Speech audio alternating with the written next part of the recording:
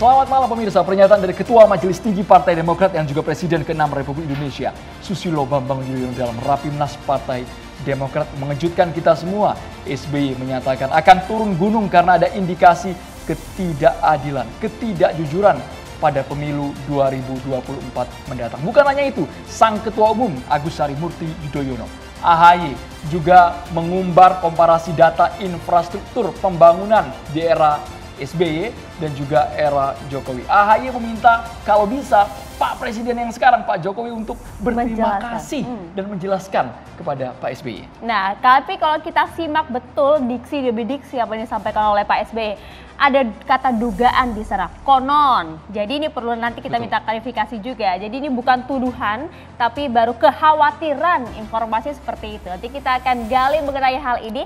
Tapi sebelumnya kita akan lihat terlebih dahulu seperti apa sebenarnya ya pidato dari SBY, Ketua Majelis Tinggi Partai Demokrat, sekaligus kalau kita tahu mantan Presiden 2 periode yang begitu luar biasa menyatakan ingin turun gunung langsung karena ada dugaan begitu kekhawatiran akan adanya kecurangan dan juga ketidakadilan serta ketidakjujuran dalam pemilu mendatang 2024 dalam Rapimnas Partai Demokrat berikut ini.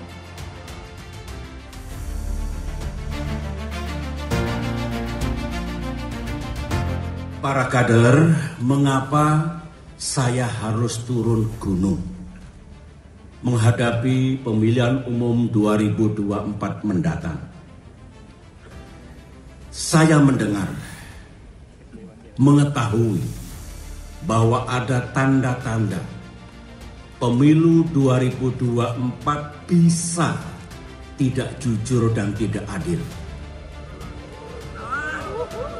Konon akan diatur dalam pemilihan presiden nanti yang hanya diinginkan oleh mereka dua pasangan capres dan cawapres saja yang dikehendaki oleh mereka.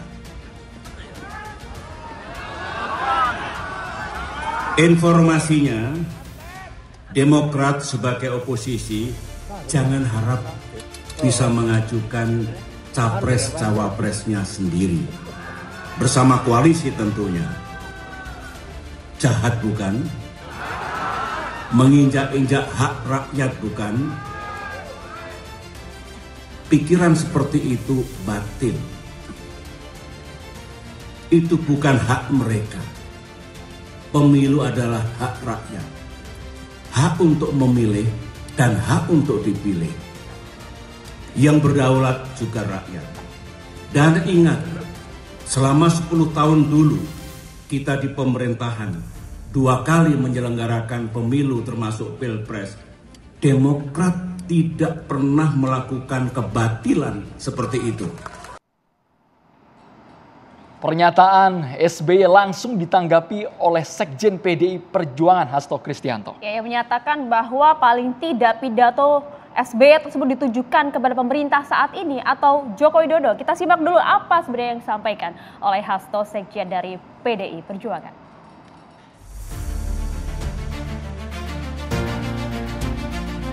Terkait dengan rapat pimpinan nasional suatu partai, hendaknya dipakai untuk menyampaikan politik kebenaran, bukan politik fitnah, bukan politik dengan suara-suara menuduh adanya kebatilan, adanya kejahatan. Dan inilah yang kami tidak terima karena hal tersebut dituduhkan secara langsung pada pemerintahan Bapak Jokowi. Ketika Bapak SBY memang mendengar dan kemudian tadi dikatakan mendengar dan kemudian mengetahui, ya itu harus disampaikan melalui proses hukum sehingga segala sesuatunya berakar dalam koridor hukum yang ada. Ya, tapi kalau kita simak sebenarnya pada saat Rapimnas Partai Demokrat, Ketua Umumnya yaitu Agus Harimurti Yudhoyono juga sempat menyampaikan beberapa narasi kritik untuk pemerintah saat ini, termasuk juga bantuan langsung tunai yang saat ini sedang berlangsung juga di masyarakat yang kemudian disampaikan yang dulu nampaknya dikritik oleh partai penguasa saat ini, tapi justru sekarang dilanjutkan. Selain itu ada juga infrastruktur. AHY membeberkan sejumlah data infrastruktur mulai dari bendungan, PLTU, jalan tol, dan juga banyak sekali infrastruktur. Ada grafisnya seperti itu yang dikemukakan oleh Partai Demokrat, diklaim merupakan hasil pencapaian dari pemerintahan Pak SBY. Kita simak dulu.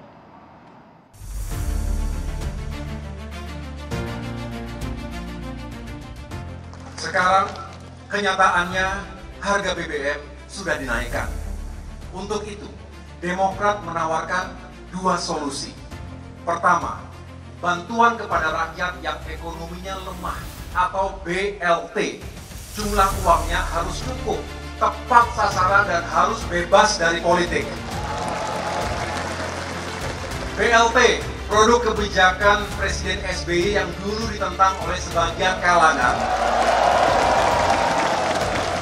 justru sekarang ditiru dan terbukti menjadi penyangga utama daya beli masyarakat.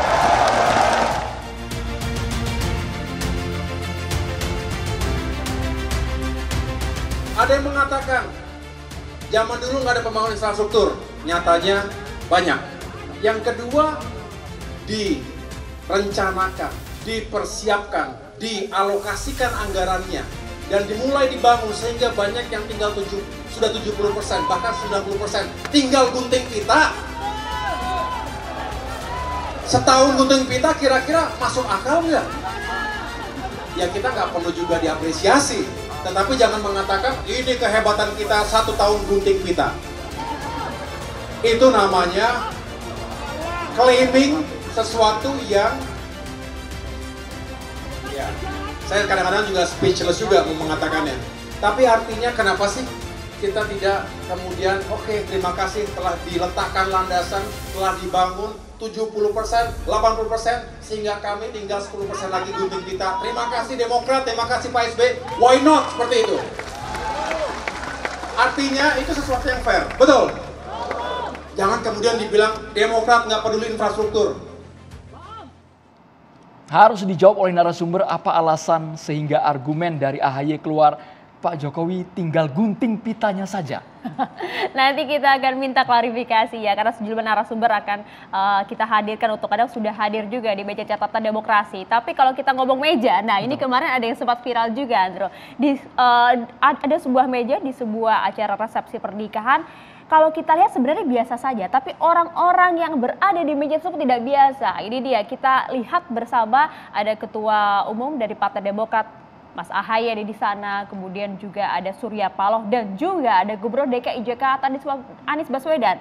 Ini yang kemudian kalau kita lihat nama-nama ini kan sedang gencar juga kemudian diperbincangkan. Pertanyaan muncul dari publik ya, pemirsa, apakah meja makan tersebut mengindikasikan akan ada tindak lanjut setelahnya dalam bentuk koalisi dari wajah-wajah elit partai politik yang hadir pada acara kelanjutan resepsi apa maksudnya itu. makan lagi atau kita nanti ya, kita nantikan bersama. Karena kalau ya. dilihat dari gesturnya menarik ya untuk dibahas sebenarnya. Tema yang berbeda Maria, tapi kalau malam hari ini kita akan membahas SBY turun gunung, ada apa sebenarnya? Kalau gitu langsung saja kita akan sapa sejumlah narasumber kami sudah hadir di meja catatan demokrasi. Yang pertama ada Bang Boni Hargens, pengamat politik. Halo Bang, selamat malam. Dan juga sudah hadir juga ada Bang Adian Apitupulu, politisi PD Perjuangan. Kabar sehat Bang? Sehat, malam. Dan juga ada Bang Maman Abdurrahman, politisi Partai Golkar. Bang, Assalamualaikum. Waalaikumsalam. Kami juga menghadirkan Assalamualaikum, selamat malam Ibu Husnul Maria, merupakan mantan komisioner KPU periode 2001-2007, ini pemilu 2004. Terima kasih banyak Ibu Husnul, dan juga Bang Johnson Sitindaun, politikus Partai Demokrat. Selamat malam. Assalamualaikum, shalom. Waalaikumsalam warahmatullahi wabarakatuh. Ada juga Bang Mardhani Alisera, politikus PKS. Assalamualaikum, selamat malam Bang Mardhani. Waalaikumsalam warahmatullahi wabarakatuh. Kita langsung ke Bang Johnson, alasan Presiden ke-6 Republik Indonesia yang juga Ketua Majelis Tinggi Partai Demokrat turun gunung karena diduga ada indikasi ketidakjujuran, ketidakadilan. Maksudnya apa itu Bang Johnson? Oke dia. Silahkan Bang.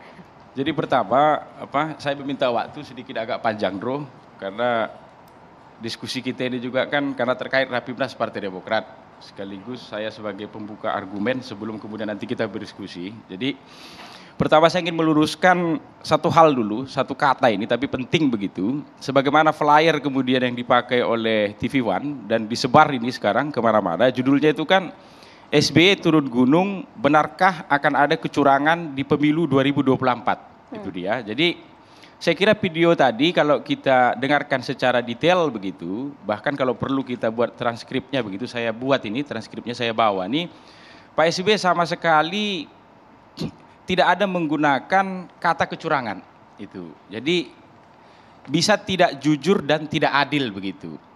Terkait soal apa ya tidak jujur dan tidak adil ini, Pak SBY tadi mengatakan konon akan diatur dalam pemilihan presiden besok ya, yang diinginkan oleh mereka itu hanya 2 pasangan calon capres dan cawapres kan begitu. Kemudian Pak SBY di akhir video tadi mengatakan kita 10 tahun dulu ya di pemerintahan 2 kali menyelenggarakan pemilu termasuk pilpres itu.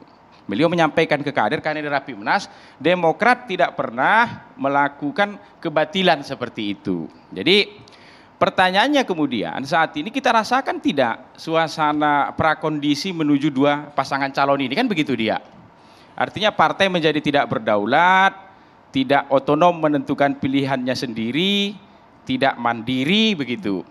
Kalau Pak SBY udah jelas tadi mengatakan termasuk Demokrat ketika 2 kali menyelenggarakan pilpres, Pak SBY atau Demokrat tidak pernah menyetel-nyetel calon. Kalau istilah Medan begitulah ini. Tapi untuk saat ini memang sudah ada indikasi itu untuk mengarahkan menuju ke 2 pasangan calon saja? Saya kira tidak perlu Pak SBY ya. Saya saja politisi yang junior begitu, baru 14 tahun di politik begitu, merasakan adanya prakondisi menuju 2 pasangan calon ini begitu. Jadi artinya partai-partai tidak berdaulat begitu menentukan capres dan cawapresnya sendiri. Bahkan ya nama ketua umum yang sudah diputuskan dalam Rapimnas partai begitu, partai itu sendiri tidak percaya diri begitu, karena masih menunggu arahan begitulah dia. Jadi mungkin itu pembuka argumen dari saya untuk diskusi kita malam ini begitu. Jadi Penetapan calon kan belum selesai, Bang Jansen, masih panjang ini perjalanan. Tapi kenapa sudah mengkerucutkan sendiri? Ini informasi dari mana yang didapat oleh Ketua Majelis Tinggi Partai? Bisikan apa yang kemudian diterima oleh Pak SBY? Tidak perlu bisikan, tidak perlu Pak SBY. Saya saja begitu, yang baru 14 tahun jadi politisi ya, itu ikut merasakan begitu dia. Itu makanya yang penting kemudian saat ini kita bahas adalah menuju Pilpres 2024 ini masih otonomkah ya partai-partai di Indonesia ini untuk menentukan capres dan cawapresnya sendiri, itu penting. Itu dia. Atau ada upaya begitu untuk menyandera ketua-ketua umum partai agar mendukung pasangan capres tertentu, cawapres tertentu di 2024. Misalnya begitu. Nah, gerakan-gerakan apa yang Anda sadari, apa yang Anda rasakan? Apa itu? Gerakan-gerakan apa yang saat ini Anda rasakan? Tadi kan Anda sampaikan, kami pun merasakan ada memang gerakan-gerakan menuju ke sana, menuju penetapan kemudian 2 pasangan calon saja. Kalau soal penetapan masih lama, itu makanya saya katakan ya, kalau soal penetapan capres pendaftaran masih lama. Tetapi soal membangun koalisi yang ini dekat dengan ini begitu dia, itu kan sudah mulai terasa tuh. Itu makanya saya katakan tadi ya, kalau kemudian ya perdebatannya kan kemudian kemarin muncul misalnya dari Projo mengatakan memang 2 pasangan calon itu tidak demokratis kan begitu katanya. Kalau dia terbentuk secara alamiah begitu ya. Karena di masa Pak SBY atau Demokrat sebagai penyelenggara pemilu pernah juga 2 pasangan calon di 2019 di mana kemudian 2014 di mana kemudian Pak Jokowi terpilih begitu. Itu kan terbentuk alamiah tuh. Terbentuk alamiah dia. Kalau itu demokratis, itu dia. Yang kemudian kita ingatkan itu adalah jangan sampai kemudian ada niatan membentuk 2 pasangan calon itu, tapi prosesnya ada prakondisi, ada intervensi begitu, sehingga partai-partai tidak berdaulat begitu. Itu makanya itu yang kemudian kita ingatkan begitu dia. Kita ingatkan jangan sampai itu terjadi. Bang Jansen, soal kalimat ini Bang, SBY menyebut ada pihak inginkan Demokrat tak usung capres. Jahat dan batil bukan? Maksudnya jahat dan batil ini apa Bang? Kalau itu kan jelas tadi kata-kata informasinya, Demokrat sebagai oposisi ya, jangan harap bisa mengajukan capres dan cawapresnya sendiri bersama koalisi kan begitu dia. Memang hari ini ya, kita sudah mulai melakukan penjajakan koalisi itu loh dengan PKS. Kemarin Nasdem mengatakan sudah hampir 80% ini cocok dengan Demokrat katanya begitu. Jadi memang grup kami ini ya berencana ingin mengajukan pasangan capres dan cawapres sendiri. Itu dia. Jadi tolong jangan halang-halangi kan begitu dia. Jangan kemudian ada dalam tanda kutip proses kriminalisasi misalnya kepada tokoh tertentu dan lain-lain. Ini kan saling mengingatkan kita. Ada yang menghalangi Bang? Apanya? Ada yang menghalangi. Nanti kita lihat, kan kita mengingatkan ini. Nah, kan kita mengingatkan ini. Itu makanya kita katakan jangan kan begitu dia. Jadi biarlah kemudian ya pasangan capres cawapres ini terbentuk secara alamiah begitu dia. Berdasarkan kedaulatan partai masing-masing. Mengingatkan ini ditujukan ke pemerintahan saat ini, Bang Jansen? Ke semua kita saya kira ya, ke semua kita ya, itu dia. Tapi tentunya ya yang paling powerful hari ini posisinya begitu, tentu pihak yang berkuasa kan begitu dia. Itu kan tidak boleh juga kemudian kita nafikan begitu, gitu loh. Kita ini kan di luar kekuasaan. Tentu kita lebih lemah secara power kan begitu dibanding pihak yang sedang memegang kekuasaan. Oke, kalau gitu Tetapi saya mau... sama sekali, Ya. sekali lagi saya tekankan ya, kalau tadi Pak Hasto mengatakan kan ini menuduh Pak Jokowi, tidak ada satu kata pun kemudian dari pernyataan Pak SBY itu ya, yang mengatakan nama Pak Jokowi begitu. Bahkan lebih lanjut begitu kalau boleh saya katakan, turunan dari pernyataan Pak SBY itu tadi ya, besok harinya kemudian Mas Ahaye kan berpidato tuh. Berpidato kemudian menyampaikan rekomendasi Partai Demokrat, kan begitu, karena 2 hari itu. Salah satu rekomendasinya, dan pidato itu kan live di TV One kan, nanti bisa diputar begitu. Beliau mengatakan ya, sebagai penutup Rapimnas, mari kita tiru demokrasi Pilpres di masa Ibu Mega dan Pak SBY. Karena harus kita akui, di masa Ibu Mega itu ada 5 pasangan calon. Itu sangat demokratis, itu dia. Dan kami Partai Demokrat selalu diingatkan oleh Pak SBY, kalau Ibu Mega hindari untuk kita kritik, karena apapun beliau punya peran yang sangat besar untuk reformasi yang kita rasakan hari ini begitu. Jadi niatnya ini membangun. Jadi bukan mau nembak kiri kanan lain semua segala macam. Itu makanya sekali lagi saya ingin luruskan, Pak SBY sama sekali tidak pernah menggunakan diksi kecurangan. Sebagaimana judul diskusi kita hari ini.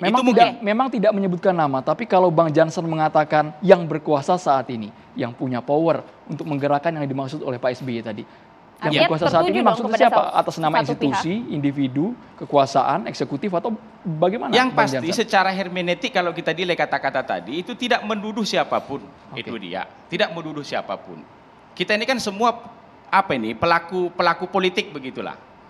Bisa saja nanti antar kita ini jadi bersama-sama begitu, menuju Pilpres 2024 begitu. Yang pasti Pak SBY mengingatkan, soal calon itu biarlah terbentuk secara alamiah. Ya, termasuk soal koalisi-koalisinya begitu. Jangan disetel-setel begitu. Biarlah partai kemudian berdaulat menentukan pasangan capres dan cawapresnya sendiri, kan begitu dia. Jangan kemudian ada misalnya seperti percakapan kita lah di antara para politisi ini misalnya. Contoh misalnya ya, ini pernyataan dari saya nih. Misalnya seperti nanti dijawab oleh Maman misalnya, walaupun mungkin sahabat saya Maman menjawab enggak.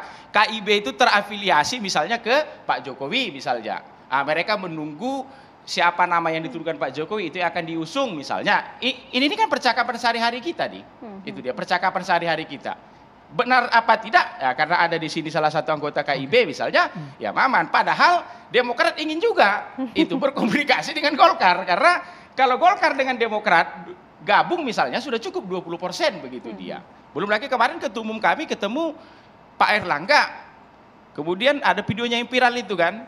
Mas Ahaye, apa kepanjangannya AHY? Airlangga Hartarto? Yes katanya misalnya begitu dia. Jadi ini mengingatkan begitu. Pak SBY mengingatkan ya menuju Pilpres 2024 besok ya, koalisi pasangan calon biarlah terbentuk secara alamiah. Ya. Kemudian Pak SBY memberi contoh, kami juga pernah 10 tahun di pemerintahan 2 kali menyelenggarakan Pilpres begitu dia. Enggak ada kami menyetel-nyetel. Bahkan lebih jauh tuh di 2014 tuh Demokrat tidak mengusung calon itu. Karena kebetulan yang terbentuk itu koalisinya Pak Jokowi dengan koalisinya Pak Prabowo begitu dia. Bang Jansen, tapi menarik dari pernyataan Anda tadi pada saat Anda sampaikan, saya 14 tahun sebagai politisi, saya pun merasakan ada prakondisi menuju kemudian 2 pasangan calon agar partai ini tidak berdaulat. Saya mau minta respon dulu dari politisi PD Perjuangan. Anda juga merasakan itu, Bang Adian? Silakan. Mikrofonnya boleh, Bang? Kalau saya dalam hal ini nggak mau pakai perasaan lah. Perasaan itu buat saya dan istri saya, buat saya dan anak saya. Kalau begini kita pakai gini loh, karena apa yang disampaikan SBY menurut saya ya ini penting ya.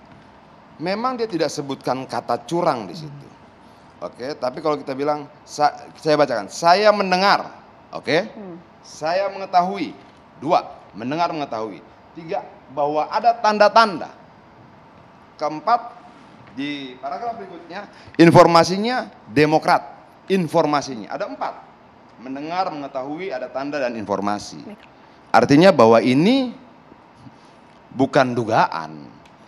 Kalau saya bilang harusnya SBY langsung datang ke kantor polisi. Ada konon Bang, diduga, diksi-diksi itu digunakan juga. Konon itu persoalan lain, tapi yang konon itu berasal dari mana? Informasi, saya dengar dan sebagainya. Kenapa disampaikan dalam pidato? Itu kan internal Bang, pidato informasi bukan. Ya, pidato itu tidak bisa melakukan tindakan apapun yang di situ. Kalau memang dia yakin pada informasi yang dapatkan, yang dia dengar, tanda yang dia lihat, segala macam. Buat aja pengaduan. Apalagi dia sudah tahu bahwa ini jahat bukan, ini batil bukan. Sebentar dulu, taruh dulu. Ya, taruh dulu. Ya, artinya bahwa kenapa harus dibawa jadi pidato? Buat laporan pengaduan, bukan bikin pidato. Kenapa? Ini kan akhirnya membuat orang jadi gelisah. Pemilu yang harusnya menggembirakan tiba-tiba seperti menakutkan. Awas, akan ada yang tidak adil, tidak jujur dan sebagainya. Lalu sasaran tembak dia siapa? Nggak ngerti. Jangan-jangan SBY juga tidak tahu dia sedang nembak siapa. Misalnya aturan main pemilu itu siapa yang bikin? DPR. Jangan-jangan dia nuduh DPR. Karena bagaimanapun juga curang tidaknya sebuah permainan, sebuah pertandingan tergantung aturan mainnya. Yang bikin siapa? DPR. Jangan-jangan tersangka pertama DPR. Tersangka keduanya siapa? Panitia yang melaksanakan, namanya KPU. Apalagi KPU punya kewenangan PKPU. Bentar dulu, Sen. Taruh dulu, Sen. Iya, nggak apa-apa, lanjutlah. Oke. Nah, lalu yang ketiga siapa? Wasitnya. Wasitnya siapa? Bawaslu. Yang keempat siapa tersangkanya? Partai politik. Pesertanya bisa juga. Nah, yang kelima siapa? Jangan-jangan SBY sedang berpotret dari masa lalu. Yang konon pernah berlaku curang juga. Konon, masih sama-sama konon nih. Kenapa peningkatan suara tiba-tiba, lalu kemudian anggota KPU yang kemudian menjadi menteri kehakiman, yang dilantik menjadi menteri kehakiman di bulan yang sama ketika SBY dilantik, lalu anggota KPU yang kemudian menjadi ketua umum Partai Demokrat, lalu kemudian 2 anggota KPU yang sama juga yang kemudian menjadi tersangka korupsi, lalu ada lagi dugaan anggota KPU yang lain juga yang katanya menjadi tersangka pemalsuan surat Mahkamah Konstitusi. Banyak. Apakah dia sedang takut pada peristiwa yang pernah dia lakukan, yang pernah dilakukan dulu, dilakukan oleh dia, terjadi lagi dan dilakukan oleh orang lain? Takut pada bayangan sendiri, kira-kira seperti itu. Sehingga dia sedang mewarning siapa? Mewarning dirinya mungkin. Karena kan orang bilang begini, Mbak, kenapa sih orang baik sering ketipu? Karena dia selalu berpikir orang lain juga baik. Orang lain seperti dirinya. Begitu juga orang yang curang akan berpikir orang lain curang. Karena orang selalu menggunakan dirinya untuk mengukur orang lain. Kira-kira seperti itu. Nah ini, kalau tidak ada penjelasan dari Partai Demokrat seperti hari ini misalnya salah satu media mainstream kita sudah mengatakan SBY terpojok. Dia dihajar Golkar, dia dikritik KPU, dikomentari Bawaslu, pengamat politik dan sebagainya gitu loh. Kalau dia bilang soal hanya 2 calon. Udah bisa gantian nih? Belum dong. Kita habiskan dulu Bang Jansen, sedikit lagi. Bang Adian, sedikit lagi Bang. Bukan, tadi lu nanyanya banyak benar ke dia. Satu pertanyaan kita cerita sendiri. Butuh penjelasan. Sabar. Jelas. Bang Jansen ditahan dulu. Lanjut. Lanjut Bang Adian. Bentar.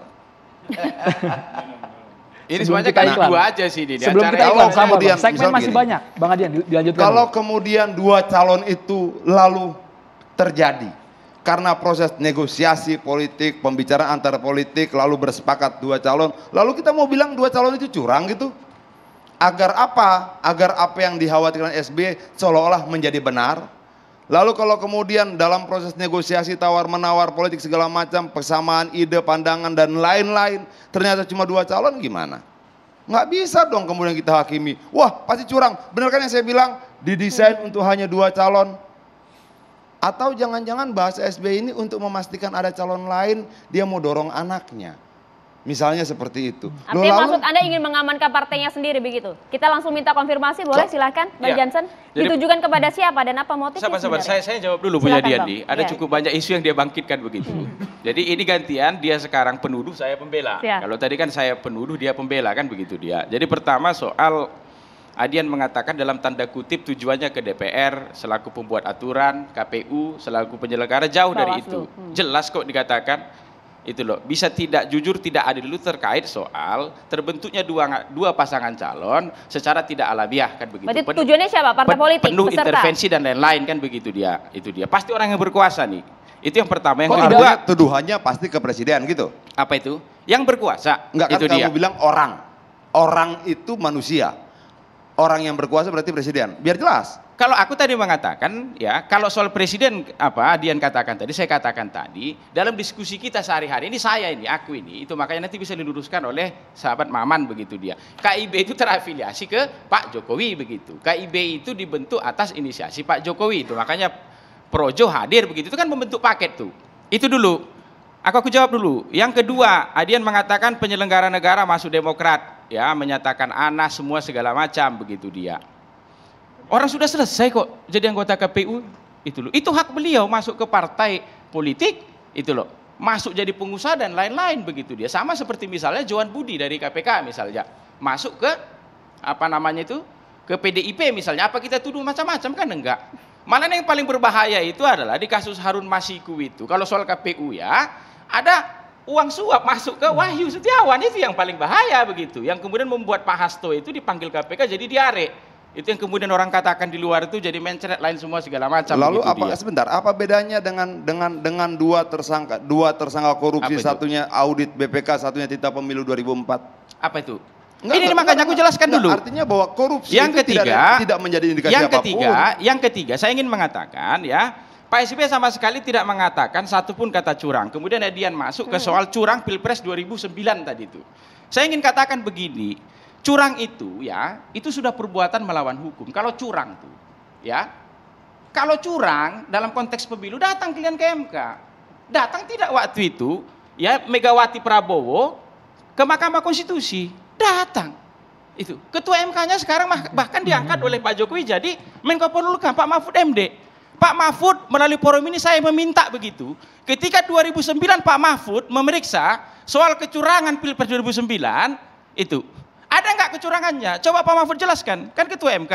Yang kedua saya ingin mengatakan jawaban begini. Mahfud apa? Sebentar. Nggak, Yang kedua saya ingin mengatakan apa? Begini, itu di Pilpres 2009 itu Pak SBY menang 60,8%, 73 juta suara. Ibu Mega menang 26 sekian persen, 32 juta suara. Jadi beda suara itu 40 juta. Masyarakat Indonesia yang 2009 sudah milih, yang jumlahnya 40 juta, segera melapor ke TV One besok. Kalau memang ada kecurangan, 40 juta nih.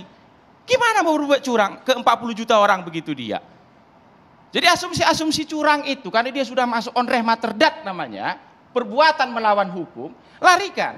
Sudah itu. bisa jawab? Larikan ke Mahkamah Konstitusi. Panjang begitu. sekali Bang Adian harus kita kasih Dan untuk Mahkamah kesempatan Konstitusi menjawab sudah itu, Bang memutuskan, Jansen. nggak ada kecurangan soal Oke, itu. kita tahan dulu Bang Jansen. Jadi nggak usah lagi tuduhan aneh-aneh begitu loh. Setelah ini kita akan minta 2009 respon curang dari lain Bang segala Adian, tapi macam. usai jeda ditahan dulu, sesaat lagi kami akan kembali untuk Anda.